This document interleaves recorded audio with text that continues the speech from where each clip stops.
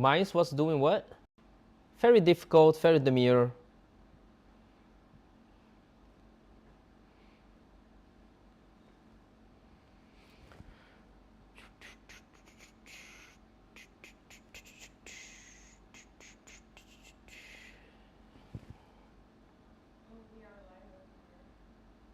You sure?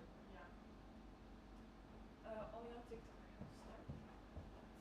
Wait, let me start TikTok.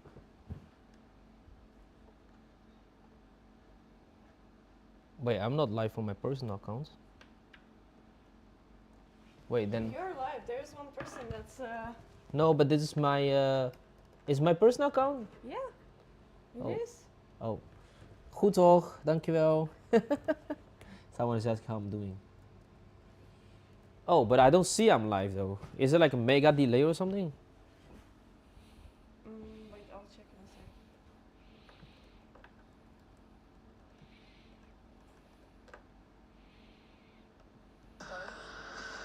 Can I get the water too? I'll check in a sec.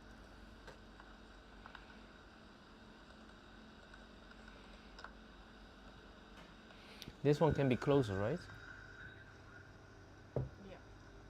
Is it in your camera view? Or no? This one? No. No? No. No? No. Okay. Wait, Woohoo. let me see. Is it in your camera view? Or no? This one? No. No? No. No? No. I'm grabbing water. Something's echoing in the back. Oh, because I have the sound on. That's stupid.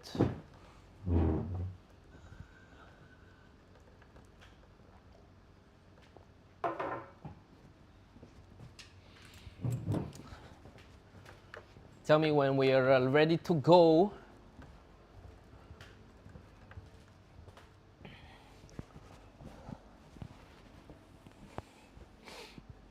Okay, we start off with a story again, right?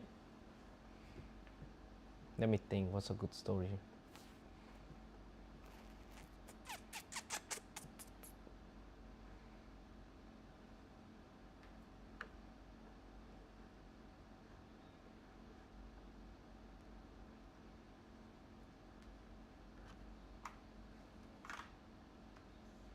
We're live? We are live, yeah. Oh, Everywhere. goddamn. Okay, thanks. What is up, you guys? Welcome to another After Work Yappings. Today we're at 11 p.m. 4 past. Half an hour later than expected, but Luna is in the background. Say hello. Hello, everyone. You have a mic, you know. My mic is here. Hello, everyone. My mic is here. Luna is in the background. So, what do we achieve this live stream? Please update our viewers. This live stream, we're gonna talk about marketing versus. No. branding. What we achieved. What we achieved. Oh. You yeah. did so much in the background. Yes, right now we're streaming through a camera. We only have one laptop instead of having 3 phones at once. So hopefully it works out and the live stream is very smooth, very nice. So we connected the actual camera, our mics, and how many accounts we're live now? 4, right? Yeah, 4 actually, yeah. 4 accounts, and we're using the Sony Mark III A7, or yeah, A7. And yeah, she figured it out a moment ago, sipping on her Aperol Spritz. But this today's subject, we're gonna dive in. I'm gonna toss this away because it's distracting me. So for those who are recently joining or joining in for the first time, every episode we'll dive into a certain topic that is related to whether it's hospitality, entrepreneurship, branding, marketing, building your own business, side hustle, whatever it may be. And we speak on our experiences from the past, anecdotal examples, but also observation and research in the market. And it's basically a little bit of a time capsule for myself as well. And so we share our knowledge, what we have learned so far. So for sure, most of the things are from my personal point of view. Take as much as you want or don't take any, doesn't matter. But however, we try to give useful tips and advice. and so you don't go or do some of the things that were kind of dumb from, bro, you're not creating smoke effects in the back. No, no, it's not reaching. No? No. This girl. So that's why we're starting doing this every Wednesday. Today's episode, without further ado, we're gonna talk about marketing versus branding. In our first episode, we talked about the tools. Then we moved on to the Tupac method, and that's kind of related. That's good that we discussed that before. To recap the Tupac method, we talked about in order to be successful for your brand or product, you need a solid product or service, extra awareness and exposure, some culture and community, all three or two of the three riding on the right wave at the right moment. That's what we talked about. Specifically now we're talking about the second point of the Tupac, the A of the Tupac, so basically about awareness and exposure. But also like reputation, but that's, I think we're gonna dive in a little bit more. It's definitely a term and a concept that people always conflate. I remember my first, and it was so funny because during the university years, we had a course called brand management, and it was that professor I remember vividly. Before I just when you talk about the classes that are electives you can enroll in with your classmates, some reputations of certain teachers will precede themselves, whether it's a lazy person or a very strict person or a very absent teacher, whatever it may be. If they do their branding well, it's funny that we talk about branding now, but he was the actual professor for brand management. If you do your branding well, your image or your reputation will precede you. His reputation, however, was that he's failing most 80%, 85% of the class. So you already know if you're gonna do this course, chances are he's gonna fail you. Whether he just hates you or just likes to be, don't really like to have people pass their courses. I don't know why he did that. And also most people just said, well, also to me, are you crazy? Why would you enroll to that course? You're like, he will literally kill you alive, like where you are stand. Was back in the days, like if he did that today, he'll get probably cancelled. He will cuss you out in the class if you're dumb. He will like call you like a window licker if you're like making some stupid remark. He will throw a chalk to your head with precision if you're like drowsing away. So he was this lecturer and professor that would do that. So he gave the course of brand management. So before we already start, we already set in kind of a mindset how the actual course is going to be. In hindsight, it's funny because he did his branding so well, everyone showed up seriously and actually showed up. Because they know if I enroll to this course, this guy is not to play with. He will not tolerate any slacking or disinterest or unseriousness.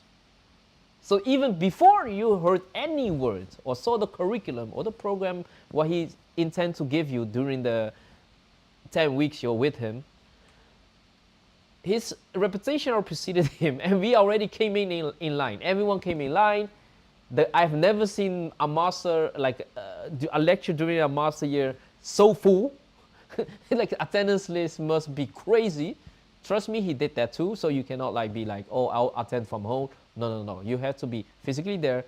Everyone's in line. Everyone listens. This guy taught brand management. Mind you, before I went into the course, I was also not very aware what the actual difference is between brand and marketing. We all, most of the time, even in like middle school, high school, and eventually college or uni, they all have programs and courses, and they just categorize these things within one encapsulating term, which is marketing, right? So some people might conflate the two, but they are very much different elements or planets in different solar systems. Although they're in the same universe, it's a universe, right? So you have the Milky Way, then the universe, and then Milky Way is the like, big one. It's a galaxy, and Yeah. the galaxies form a universe. So where does the planets in? A galaxy. Oh, so there are different. So there are different planets from each other, but they're definitely in the same galaxy. Think the galaxy as you or your company or your side business. So that's why we thought this was appropriate as a fourth episode to really explain the major differences. We'll just start off just to say, think of brand as your essence, your soul, as if you will. It's who you are, your thinking levels, your reference frames, the way you move, the way you behave, even in a sense, your vocabulary, the way you choose to present yourself, the way you choose to project your energy. So in a lot of ways, it's basically your MO or your persona. If you think of in character form, if I tell you Batman, you can imagine kind of with what kind of bravado he'll come in, what kind of person will be across from you. His reputation will precede him. Then you have the marketing. Marketing is what you choose to use to interact this given persona or MO to the rest of the world. And that could be anything and everything. If we stick to the Batman reference, it's the Batman signal you put in the air. It is his costume, his Batmobile, the voice level, the tonality he'll use eventually in the communication, the words he chooses to speak or not to speak, because even in part of his persona is very stoic, so he doesn't use many words. But the words that he choose to use is his type of marketing, because that will project eventually his persona or personality to the world. So if you take one, it's kind of your essence and your soul. And the other one, and I thought about this, kind of, it's also your avatar, if that makes sense. Like how you... So if you, like, we're gonna go in a little tangent thinking gaming terms, because Luna's into game, well, she's doing gaming, so I like to refer things that she kind of relate to. The brand is you who play behind the character. The marketing is the character you choose and the way you eventually play with all the characters. That means the skin you use, the weapon you choose, but also skin for the weapon. So basically how you choose to communicate you as the player to the rest. But essence of you is still the you behind the keyboard and the mouse and how you choose to play. Your play style is very much your branding. It could be someone that's very aggressive, or you camp a lot, you like to be carried, or you carry a lot. Depends on that kind of your brand, if that makes sense. But the way you carry people, that's kind of the marketing, because it's like, oh, I choose to wear like a panda suit. Can you wear a panda suit in Fortnite? Probably you can. Fortnite, yeah, of course. Yeah, okay. Let's say I choose a panda suit and a bamboo stick as my weapon. I don't know. Is that possible? Well, anyways, you know what I mean. So, and then you choose to just like basically use a bamboo stick to hit the other characters. That's kind of like a little bit your marketing to give people information about the essence of you. Why the both need to work in tandem? Let's say you just have very good marketing. In a sense, just a good avatar. You do everything you can to get the message out and the, projection out of who you are, what you're about, whatever it may be. But in essence, when you catch that attention, the attention is garnered and they come to you, if you don't have an actual brand to stand on, so basically essence or your persona, they'll look at you. So you basically caught attention, they come to the yard, let's say. So your milkshake brought the boys to the yard, and they look at you. There's nothing to be seen because there is no essence, because you didn't build a recognizable or memorable brand. They just leave. all the way around. You might make the most beautiful yard with fluffy flowers, plants, some decorations, fake flamingos, very much cut grass, very green, very healthy grass. But if there is no way, if you don't have ways to let people know you're there or communicate that you're there or how beautiful it is and how amazing it is and why everyone should go to your yard to play around, to picnic, then nobody will know. Even though, let's say, your yard is the most beautiful and magnificent. That's why those need to work in tandem. So a question I always kind of myself also thought about a lot is, what do we need first? A very solid marketing plan, or a very solid brand identity? It's a way that's funny, I just realized this. They always say it's brand identity, but also a marketing plan. It's never a marketing identity or a brand plan. So in that sense, why do they call it a brand identity? Because it's kind of, if you done your branding right, you call out a name or a brand, they will associate a lot of things with the brand. The chain of association will like really explode. If you do it well, it will explode. Why is that useful, you'll ask? Well, let's say the brand is associated with certain fragrance, certain furniture, certain color patterns, certain food or drink or service or attire or interior design, certain patterns, you name it. A lot of elements that make up our brand. Then, whenever a person encounters said elements, let's say they use a lot of red, and it's a vanilla cherry fragrance when you walk in that area, both elements will trigger that brand too. Because again, like you explode the ladder or the chain of references of elements, any encounter of that reference or element will trigger you to think about that certain brand. Even if it's just a fraction of a second, it's already top of mind. And that is what branding is about. It's kind of an invisible hand that will help you for the long term. That's why we say branding is for the long term, marketing for the short term.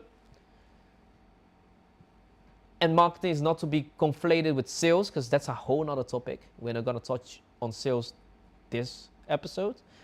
But branding, if you don't do it right, it will be an invisible helping hand. It will proceed like your image. Your reputation will precede you. So just people mentioning you or the brand, there is already a certain references and certain idea, identity that come to mind. So given that, that's why it's so important for you to have a solid brand identity and really think about it. These are elements as of colors of association. So every color has certain elements they evoke in people and emotions. Same with fragrance, sounds. So let's make it more concrete. When we started Geisha Lounge in 2015, well, when we brainstormed about it in 2014, we had to come up with a concept first, because just the food, good food and good drinks stand alone is a component, but it will not make you last. Everyone can make nice food, everyone can make nice drinks.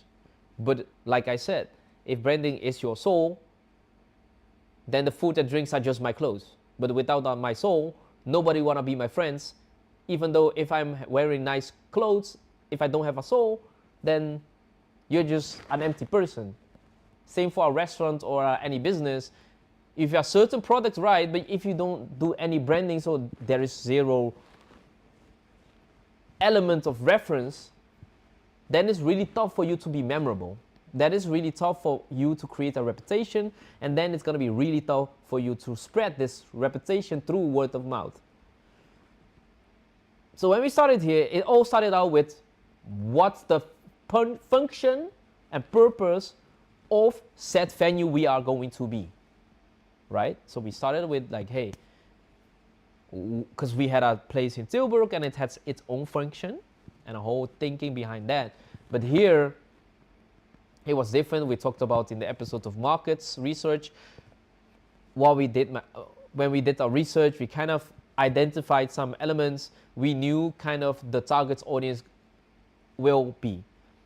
So we thought about this. We already knew it's gonna be something that's associated with our product, in a sense of we're gonna sell cocktails, we're gonna sell sushi. Now, as culture have shown, and you'll see this on social media a lot, usually if you say sushi, it's the female gender usually that really associate or resonate well with sushi somehow. If I call out steak, you'll think the male gender will more to be resonate with steak. So we already know like, hey, this is kind of people that are more malleable or sensitive to this product because they really like it. And then the cocktail element is just nice to attach the sushi and a cocktail. So that's one.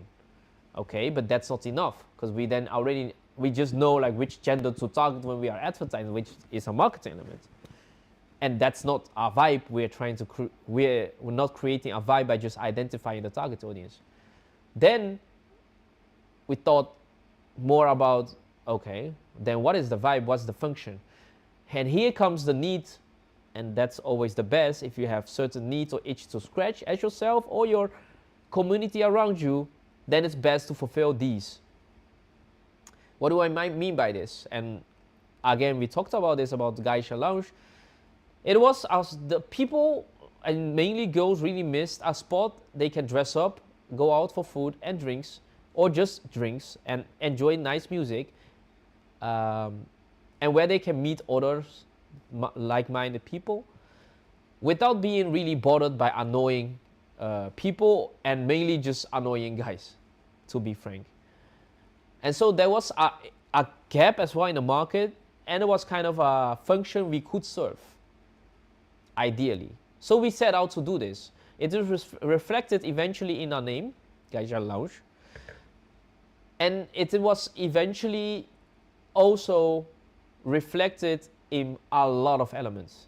Think of our interior design, color choices, even into our product selection. Think of, we would prefer liquors or beer brands that are female owned or female created, taste flavors that are more feminine, music selection, it's very towards feminine. How do you say, what's a nice word for this, Luna? Feminine energy or something? Yeah, feminine energy, that's pretty nice. Because if you would describe Geisha Lounge, what's the vibe that comes to mind as a customer? Basically, like a pre-game for a girls' night out, but You have the mic there. in a fun dinner way, I guess. So, just a girls' night out. But you like sense a certain vibe when you walk in? Yeah, of course. It's just very pretty girls, and they're very outgoing. There's always like a lot of energy coming from those girls. It's not just any girls that come here, but the ones who just like to have fun, I guess, and they feel safe to do that in Geisha. So I think we always do with our guests in a sense of questioning. We always like to question the following. Geisha Lounge to you in 3 words. One of the most common thing people mention as top 3 is basically home, or coming home, or feeling at ease, or comfortable, or comfort. And that's something we kind of pride ourselves on, but that has all to do with how we did our branding. And that's why we try to kind of tell in this episode. If you've done it right, then eventually people really start to associate you with a certain emotion, certain vibe, and then you definitely have a function within their mind and the thinking of choosing whether or not to go for your brand or product.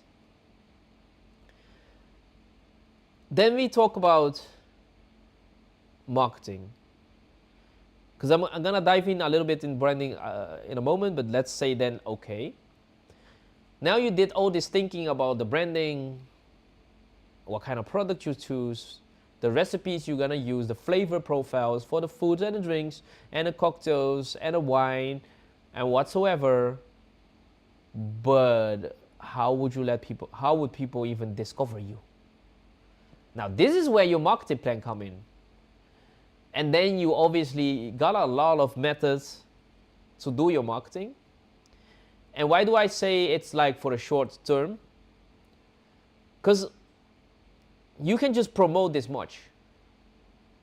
Eventually people will get tired of your promotion. They don't want to see it. Like these days especially, people never really want to see any advertising unless it's done well, right? But then it's usually in a form of or a very thought out, elaborate campaign, or it's a commercial, you don't see it coming, and then eventually it is the promotion of that certain set product or service. But somehow, either left way or the right way, you do have to get the message out and effectively at that, because budget is never really unlimited, it's usually limited, especially in the hospitality branch. If you think about marketing budget, they really don't have much, which is sometimes still funny to me, because if you do it right in a sense of good marketing and you build up your branding right, which is an investment for the long term, then it will pay it back tenfold. It will pay itself back tenfold. But you have to take the step. Given the marketing, you then eventually choose, okay, which channels do we use? What is our message? How do we get this message across? Who are the people we're gonna talk to, and how are we going to talk to them, in which tone of voice? We gotta divide them in multiple groups, we just have one main group, or subcategories within the group. These are all things you talk about in your marketing plan. Obviously, all the channels you're gonna use, because every channel has their own like state of mind when people are on those channels. And now I'm speaking on the social media channels, but it's also the same as offline channels. Do we use newspaper advertising, which we did back in 2009, 2010, 11, 12, because it had its time and place? Do we do email marketing, which also has its own functions without being too spammy? But sometimes if you're spammy, you're again top of mind. But then again, if you do your branding correctly, you don't need to do much of marketing, and people just go to you. The best example I can give about branding done correctly, one of the better ones, is having an iPhone and Android as a guy when talking to a girl. It's seeped in pop culture that much that girls literally get the ick if the guy tells you, oh, or even don't tell you, they just pull out the Android phone and the girl be like, ew, you have an Android? But if you really stop to think about it, like, it's just a phone. It's literally just a phone. And if you really think about it, there are way more brands in Android phones than just the iPhone. Because the iPhone is just the iPhone, it's just one thing. And then on the flip side, you have multiple options from different brands and providers. And somehow this one phone, which did little to no advertising, see it, and that's what's so powerful about branding. I'm still, it's a tangent by the way, I'm not thinking. The lock-in effect, which aspect does it actually belong to? Can you ask ChatGPT? Let's see. Yeah. Just ask ChatGPT, we're talking about branding and marketing. An example we want to use is Apple or iPhone and their lock-in effect, but to which side of the dimension does it belong to? I'm curious what's gonna say. But that's an example of branding done right, because they don't really advertise it, but somehow having an iPhone will make you as a guy dateable But if you are having an Android, will already give you, well, people have a egg from it, which is ridiculous in my mind. But there are multiple examples of different other brands that kind of have this je ne sais quoi. It's intangible. Branding is intangible. But still, it's very in top of mind, like visible in the mind. Think of, and you see this on TikTok culture or real culture, they're talking about if brands were parents, and then literally come in that, like, you see certain people in certain outfits of certain brands, somehow we project a whole association and imagination and reference frame of that brand to these people. How they are gonna be, how they're gonna act, how they're gonna talk, words they're gonna use. They're gonna be proper, crass, whatever it may be. Which is funny, again, because you don't know these people. They are just wearing or choosing to wear these kind of clothes and these kind of brands in a certain way.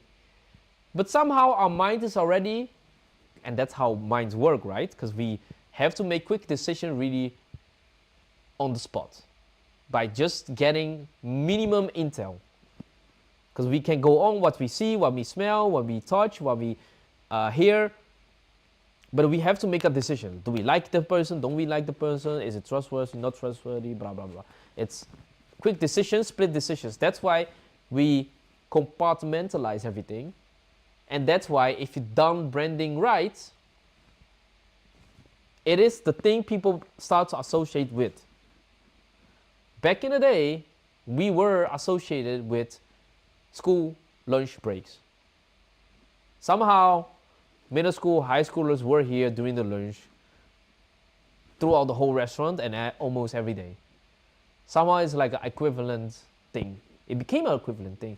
And then it became a chill spot for them to meet each other and then see each other and meet up and connect and hang out. And kind of, if you think back to earlier in this episode, it was kind of a thing we set out to do. And it became that eventually. But it doesn't happen overnight. It's a thing you just invest and invest and invest. You use marketing to get the work out. The most effective way you can be with the minimum amount of budget you have. Because we always only can operate with the cards we're dealt with. So if you have less, you have to think big, obviously, but still know how to work within your means. You can't go crazy and hope it's just eventually gonna, the budget will come out itself. It won't. You need funds to do your stuff, and the funds and the stuff will eventually create you more funds, and it's like a loop, like a virtuous loop. But then again, if you set out with a plan, done your branding right, choose the effective marketing, work that hand to hand, and reinvest, it will grow. I always think about in a sense of when podcasts really started, what happened? Nothing. How you look at the screen like very intense. So if you think back of when podcasts really started to pop off, when was it? Let's see. Oh, by the way, what did chat say? So basically, the lock-in effect works in a way. It happens when a company makes it difficult or costly for customers to switch to a competitor. I know, but is that marketing done right or branding? It's Marketing. a lot of things. It's a lot of things, but I think it's branding, to be honest. Yeah, it's basically, it will be painful for you to break up with me. Yeah, okay. That's kind of a branding element, the lock-in effect. Yeah, it makes sense. Because definitely like a part of certain person or brand persona or MO. So that makes sense. So the lock-in effect, okay, it's more branding than marketing. These are interesting questions you can have. What did I ask you before the other question? The other question, no. What no? What do you mean? Oh, I forgot what I asked you another question. But so what we were talking about. Branding, in a sense. Podcasting. Yeah. So, to some people, it's the biggest waste of time. Because podcasting will never, ever really, almost never directly translate or convert in sales. So they think it's bad marketing. And in that sense, not even adding to your brand. So if you think back, as we mentioned, that branding is kind of building up your reputation or your image, your identity. What's a good tool or way to use in order for you to build your identity and image and reputation? Well, sharing more about yourself. And then in a very consecutive, strict, and committed way with a nice structure, so that people hear more about you, so they eventually get to know about you. Because something like a mere exposure effect does also exist. Eventually, they've seen you so much, heard you speak so much, they have no choice but to know you. Why do you think the influencers that stream every day, the fans and supporters get a sense they know them? Whereas in reverse, the influencers have zero idea who they are. But yet, if they meet each other on the streets, let's say Kai Cenat or Aiden Ross, their fans will like freak out or speed. They're like, oh my God, I watched this video, blah, blah. Thank you so much for this. Or can't imagine I am meeting you here. They're like just basically act like they are seeing a long lost friend. Whereas they never had an actual conversation with each other. But that's basically what they're doing eventually when they're doing the mere exposure and really presenting themselves in a way that they would like to be perceived. But it happens through having, for example, a podcast. I remember I was this company, I suggested this, like, hey, people don't know us, we're quite new, we have to get the word out. I can think of certain ways that have worked for other companies that operate in the same niche and fields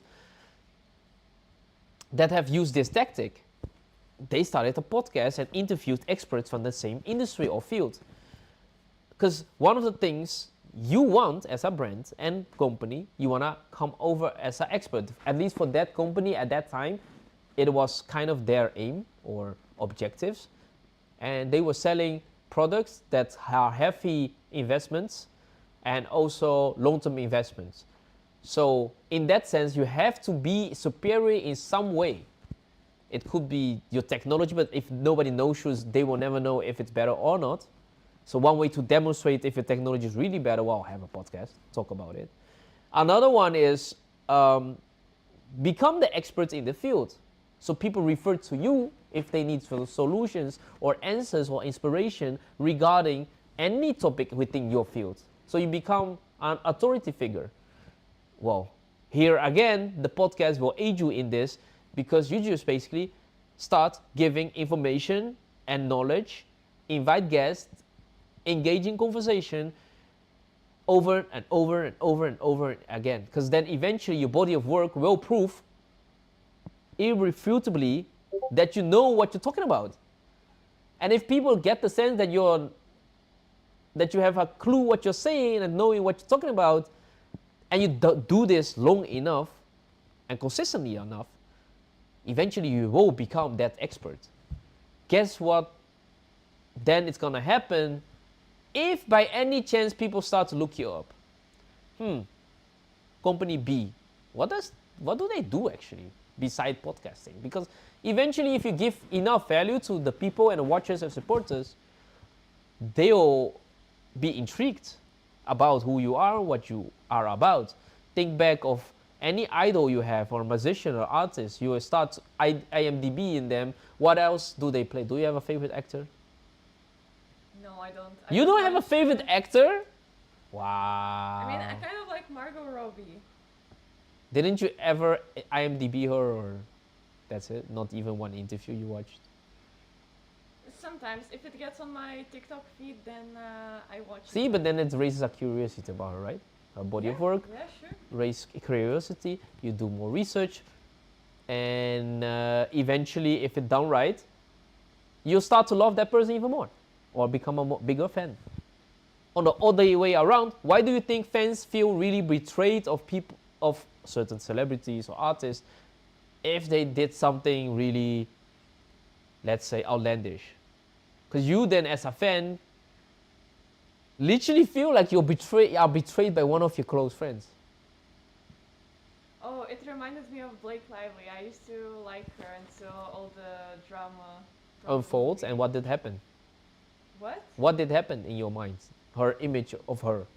I was just betrayed because she seemed like a good person and I liked her for that, but then I found out she's not, and I'm like, oh damn, like, I've been lied to my whole life. yeah, the person that I liked, maybe I just liked the wrong people, and yeah. And that's funny, right? So, because then eventually you don't really know her, I think. No. And you never No, really I had don't. like multiple conversations with her. But by her exposure of her work and her other interviews, whatever it may be, you created a whole relationship with her. And in that sense, if that person then acts out of order, you do feel betrayed. But that, in a sense, also is a testament to that she did some branding, but she tried to portray something that wasn't there as well. So it's like part of her marketing, but also her branding. But things were lacking, but she did her marketing even better then. And that's why we talked about, hey, do have a real strong brand. But coming back to the podcast. So eventually the company said like, hey, we're not gonna do this. It's too much investment. It's too much commitment. We have to do this every week, and then editing takes a lot of time. Inviting guests takes a lot of time. By the way, if you wanna come, we're gonna start a whole new segment. It's called. I don't have a name yet, so you guys can also help think of the name. The premise is we're gonna day drink. Yes, on a Sunday brunch. Yes, because it's, how do you say, 12 p.m. somewhere in the world? Isn't that a saying, like it's 5 p.m. somewhere in the world or whatever it may be? Oh, unless you mean European girls around 4 p.m. or something. You don't know the meme? No. It's always like a picture of just a bunch of girls outside, like drinking and having cigarettes. So it's like European girls around 3 p.m. Okay, yeah, kind of like that. So that's a new concept. Help me think of a new name. So go back to the story. So inviting guests was really troublesome. Eventually they cut it out, but we did try. But eventually, if you look at other competitors or other companies that started at the same time and they kept at it, you literally then eventually it will pay off. Like I said, eventually you're the expert. You're the kind of the guru or the coach that knows the answers. So guess what's gonna happen if the need is arising? Who will they consult with? It's gonna likely be you. And if you have something to sell, which you will never really obviously sell, but smartly just product place or add to the bio or links in the description, people will hit the link, not only just to support you, but they really think they get even more value from you because they trust whatever you bring. And you have built up that trust by showing up over and over and over and over again. So I talk a lot about brand up until now and not so much about marketing because it is, in that sense, it's a nice add-on. But the branding, it's something that really needs focus, determination, and it's tough. In the beginning, it will never pay off. It's something that's very invisible and you never really know when the payoff will happen too. Sure, you'll have, if you do your marketing right, a viral clip, a viral moment, people will show up and you'll be maybe like fully booked for 5 months or sold out for a few weeks. But if you have nothing to remember by and you don't have an essence about you or a vibe or something memorable or people that I can identify with, they're not gonna come back because it's just like a one-off. Oh, I tried this and then what? There is nothing that lingers. Coming back to the reference frame, there's nothing to be triggered again, because nothing was like memorable. Sure, you did your marketing right and you create a viral moment and people went there and they got your stuff, but that is for then. That one moment create maybe a nice profit or good margins or a good period for you, but then you just are relying on certain viral moments and I hope they come and never stick. But we all know, and anyone that studied a bit or did any business, the bulk of business is repeat purchase. If you're just dependent on the one-off situations, and you'll get these. If you do your marketing right, you will for sure get these. People, hey, you got the word out. People sometimes just, you raise their curiosity, they come, and they try. But if you have nothing for people to come back for, which is what we talked about with branding, like a vibe, a identity, a function within their social structures, memorable flavors, very unique experiences, then in that sense they won't come back because you literally gave them zero reasons to come back. And that's why a good marketing plan is nice to have. I am not saying don't do that, for sure not.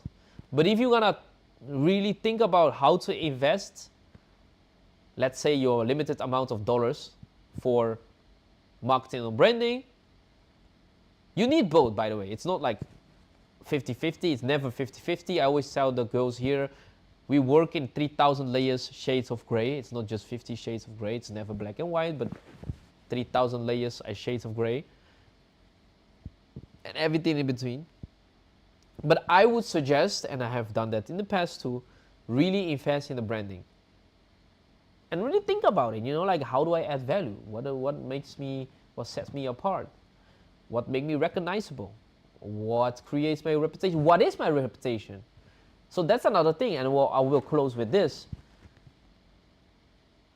Like the other episodes, I like how certain things really come back in themes. Nothing is set in stone.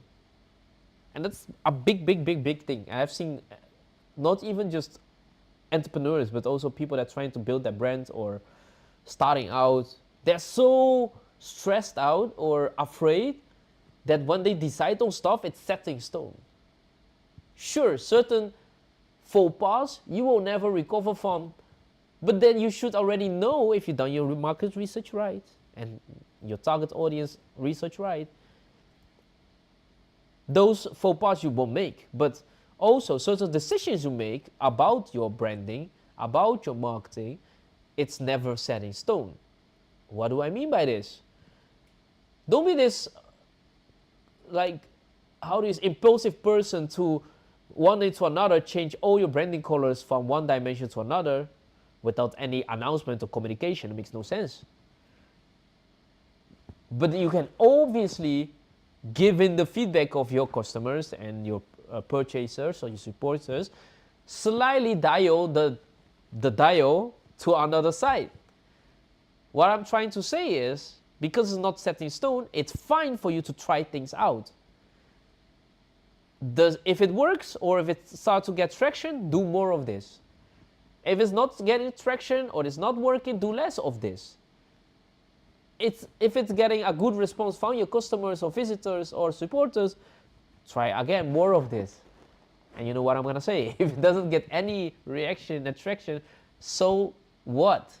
You at least tried to get more sales, or you at least tried to make it a memorable day, but it doesn't mean it's set in stone and set forever. And if something is not working for now, it doesn't mean you have to give up. Given the last example for this talk, and I think Luna can also attest to this, we do so many trainings for servers, right? How to do better, how to know our product better, internalize it, have conversation, know how you can add or not add in a conversation or context, how you help each other, whatever. Maybe there's a lot of training. We invite other people, guest speakers. But the funny thing is, And Teddy was telling you this, and you were not. Did you hear what she said about her friend that was in Utrecht? No, that one I didn't hear. Okay, so basically she's like, oh, I have a classmate. She works in Utrecht. It's like a similar restaurant, but they literally don't have any social presence. They do zero marketing. The food is not that bad. There is zero servers. They really don't care. But guess what? They're full every day. So these kind of stories will, in some sense, if you're new or like starting out, really demoralizing, because you're like, hey, we're trying so hard, we do our best, yet it's not converting in that sense. But do we give up? No, because persistency is key. Eventually, again, your body of work will eventually prevail and give you and build you this strong foundation for your reputation, your identity, and then in the end, your brand. So with that, we finalize. Are we sticking to within an hour this time? I think so, yeah. Oh. It's so far barely 50 minutes. Nice, W. W. Woohoo. Okay, but did you have, you had questions prepared, but also did people send anything? No, only someone asked if you're AI generated. So, Haha. I I wish. it doesn't make things easier. Yeah, for sure. Maybe you have some questions. Like at the spot, after this talk, what are things that go in through your mind? At the spot, no, but Or is the Aperol questions that Spritz, the questions that we prepared are kind of good though. I think this is useful for starting out businesses, but what is the most common mistake new startups can make in marketing? Well, that's the thing. They overinvest in marketing and don't even think about branding at all. Yeah. We're also at fault for this. You know how long it took for me to eventually invest in certain elements for branding? I thought it was the biggest waste of money as well. And obviously we didn't have much okay, so like I said, operate within your means. So if you don't have much, there's not a lot of you can do for marketing. But guess what you can do? A lot for branding. Yes. So then really think hard and deep and good about how to build up your brand identity and reputation. So the biggest mistake is for sure people try to overly invest in marketing and then thus try to generate sales from there and then convert. But that's the wrong way to go about it, because like I said, you then create traction, awareness, exposure. People come to you, to your yard, but the yard is not even set up. They will come, but they will never stay, and they won't return, because then they see an unfinished product. And mind you, the product is not just the physical product on its own, it's everything around it. Then people just leave. You end up with still empty hands. That's true. And those startups who do actually focus on branding and try to do it more than the marketing, what mistakes can you make in branding?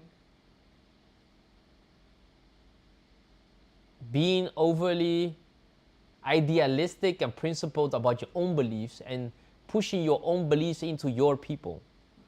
We talked about this about the Tupac episodes. And I'm also at fault for this when I was, well, not even that long ago. Good example. I always pride ourselves as Caixa Lounge in Breda, Brabant, Nederland, that we have the most exciting, explosive, creative sushi rolls. Same for cocktails. But at a certain point, I started to realize, do people even appreciate this? Even more, do people even have needs for this? And don't you just have to stick to what you have and maybe don't change and follow the trend just for the sake of following the trend and changing? and just starts listening and watching your behaviors, the behaviors of your customers and visitors.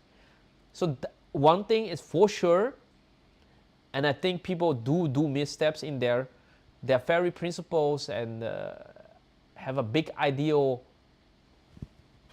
brand or identity in mind they wish they were, and then they try to push this thing or idea or identity they have in their minds, and not the customer's mind, the collective, but their mind to their supporters and visitors and customers. And I think that's one of the biggest mistakes you can make, because then you just assume people will like what you're presenting in that way for what you're selling, which is not correlated at all. You always have to launch the product and see how, well, I mean, do your research, obviously, do your due diligence and set up everything correctly, make a solid plan, execute the plan, follow the plan, analyze the plan and execution, but then eventually realize and through analyzing and listening, did it work? Did people resonate with it? Maybe you were wrong. Maybe it is not the skaters that are very much into your shop. Maybe it is the high school hockey people that like your shop. Then what? You're just gonna stop, like ignore those people that already respond well, and I just still try to force down like, hey, I want skaters only. This is who I am. La la la. Go go go go go. But then nothing comes out of that, right? And people don't come because they're like, what the fuck is this? What the hell is this? And then you just basically alienate people that already come. That makes no sense. In that sense, it makes no sense. So eventually, you have to make it make sense. What's a small thing that a business can do in branding, but it will have like a big impact? Like a big positive impact, but it's a small thing that they can do. Small thing.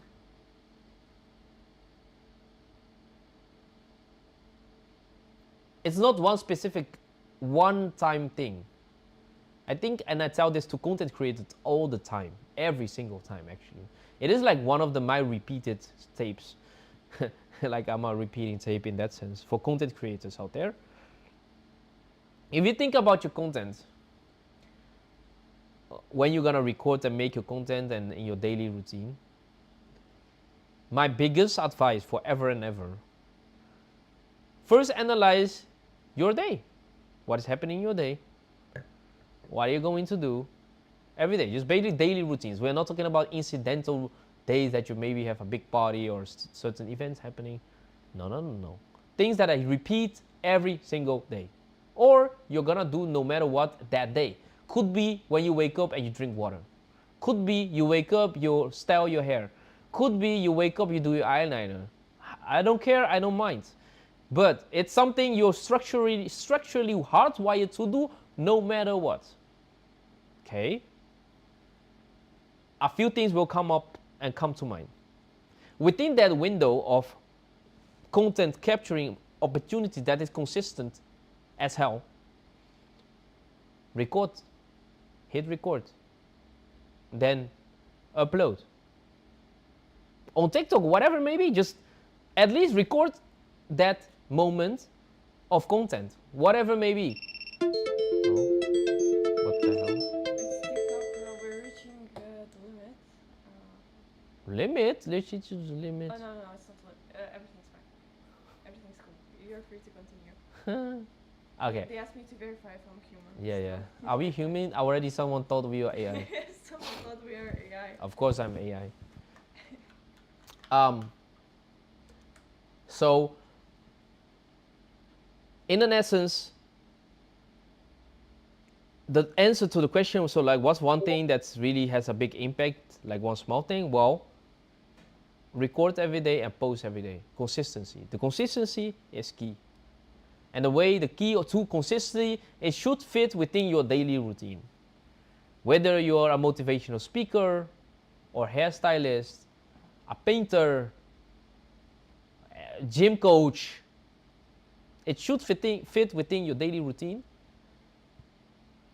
And if you don't have one, so people are like, hey, my day looks different every single day. I mean, people can be this random. Then I would suggest within that randomness, still find a common thread because you have to eat, right? Then record yourself speaking on whatever niche or industry you're in during your dinner or lunch, brushing your teeth. Oh, you can't really speak. Daily, I mean, well, if you can record your morning routine like the guy, you can still caption it, and you go viral with the water. You know, the guy that went viral with the and yeah. So see, it happens. I bet he already recorded 20 other morning routines or more, 50, but this one went viral. So consistency, that's little, but it can have a huge impact on your brand. Mere exposure. Of course. Yep. Yeah. So we talked about that marketing is about basically grabbing the attention, and branding is about keeping basically the attention. So what would be the perfect combination? Like how much marketing you should do, how much branding you should do to basically have a stable reputation? Depends on what your needs are. But again, branding done right, it is an invisible hand that will keep on feeding you. Then eventually you don't even need marketing at all. And then you just apply marketing because you want to announce there are new products, menu launches, I don't know, celebrations, events, which adds to building more brands, by the way. So branding done right, it will help you, but it's an ebb and flow because you will eventually notice slower seasons, better seasons. Then obviously, if you already know the history and statistics and the data will provide you with the insight that maybe the coming up period is going to be a slow period just because of historical data, no matter your branding, okay, use more marketing. Because then you just have to reach even more and be more top of mind. Eventually, it's about being top of mind. Because for sure, a lot of things is top out of sight, out of mind. I had this, oh, that's so funny you mentioned this. We had this table 19. She's like, literally all my friends know you guys. I'm like, sure. But do they all come here for food? Like, oh, I don't know. Well, they might know us, but are we top of mind? Well, whose fault is that? Us. Because then we lack doing marketing. Or we should have done better marketing. Because no matter how well known you are or how reputable you are and you have a good reputation and people associate with only good things and they want to come back, but the out of sight, out of mind is a real thing. Especially if it's something you do every day but still not consistently.